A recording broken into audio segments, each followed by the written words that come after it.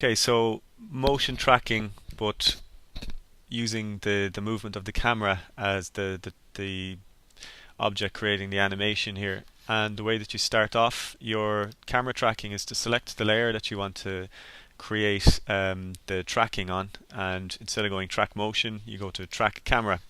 And this is an automated process there where it analyzes the scene. Now, this is different to the type of analysis that you were doing with motion tracking, track motion, where you don't have to tell After Effects what to look for. It just looks across the entire picture. It scans every row of pixels and looks for any kind of recognizable forms, corners, planes, and tracks them basically from the start to the end. And it can give you different results, I suppose, depending on the quality of the image. So I'm after getting a number of track points here. Now, nowhere near what you'd get actually in a sharper, more high definition type of video, but it does create track points that I can use, and you'll see one there, for example. So one there, and they're all different colors to correspond with different areas, different qualities. Now over here you'll see that it's added an effect called a 3D camera tracker, and the 3D camera tracker essentially scans through the footage, looks for objects, and then looks for relationships between all of these objects. So the corner of the screen here, the top left, top right, and then the center down here towards the bottom can describe a plane. And After Effects uses these kind of combinations of markers or tracked points to, in a sense, solve the 3D. So it finds these surfaces. It kind of knows now that there's a wall. Doesn't know obviously that it's a wall, but it knows that there is something here that creates a certain angle, something here that creates a certain angle, and it's going to be able to create a camera that will pretty much map or map to where that original camera was. So I can hover in between various points. You'll see there's probably another one down here. Oh, it's a bit small there, but you can see different planes being described there. Not all of them will make sense for what I want to do, but I have found one here that pretty much does. So I'll click on that. So it selects those 3 points. And I can then go down to my target size, and my target is the red circle here in the middle, and that's the thing that I attach things to. I can select that and move it around in space. I should see the result of the 3D in a sense as it moves off towards a horizon line and forwards, but I won't see much until I increase the size of that, so I can make that much bigger. And when I create certain objects to track or to be mapped onto this, they will take the size of my my target. So you'll see here now it's kind of moving in a 3D sense, backwards and forwards. So what I could do now is I can right click on that and start to attach things to it, and that's the way that this works. You analyze the scene, you solve the 3D, you find a plane, you attach something to your target, and you can attach a variety of things and cameras. So everything has to have a camera because this works by tracking the movement of the camera. And you can create text in a camera, solid in a camera, null in a camera, and then you have the option here to create a shadow catcher, camera, and light. And those 3 things were used to create the previous example out here, the projector screen, where there is a light, there is a shadow catcher, and a camera tracking the movement of the whole thing. Okay. Now, so I'll just select that again, and I'll just keep it simple, text and camera, and you'll see that it creates a piece of text.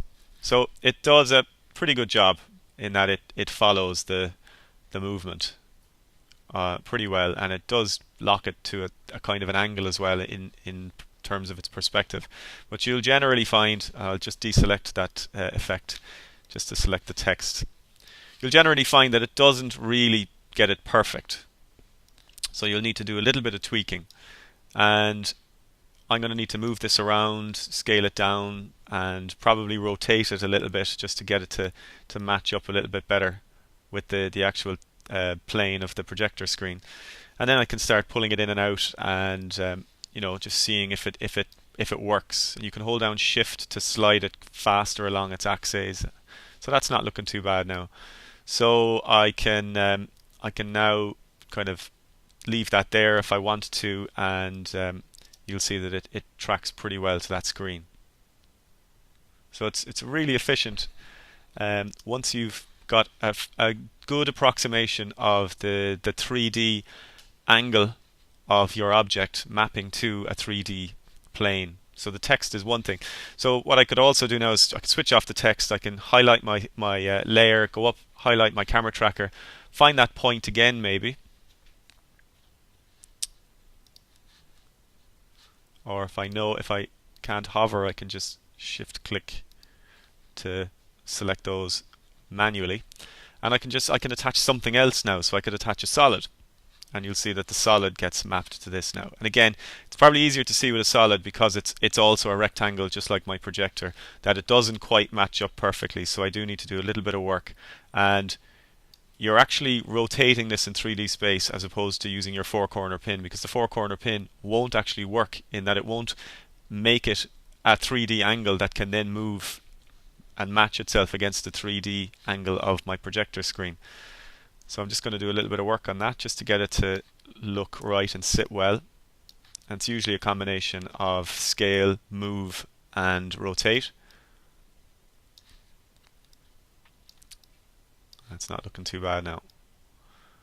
So again, it's perfectly mapped. I don't need to move. There's no transform on this color solid. It's the camera that's been created that's doing the moving, which frees me up to do all kinds of things to it. You know, I can pull it forward in space, and I can do all kinds of animations on that 3D solid. So that's the camera tracker. I have another example out here on the desktop, which I will pull in here.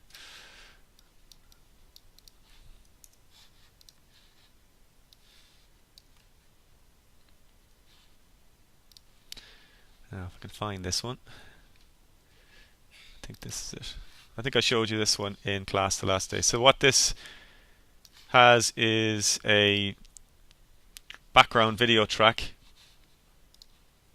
that basically tracked a number of points in the scene. Now, it's really low-res footage. It was kind of done on the spot using one of the other group's phone cameras, and just brought it in just to demonstrate. And you can see that it does a pretty good job of mapping the text to the top of those projector screens. So it creates a kind of a base plane, and the camera just moves around those. So it's quite realistic. Bit of wobble on the last one there, but it's all done. Same thing. Analyze the footage and then just attach something to one of those targets that comes up. So that is the camera tracker.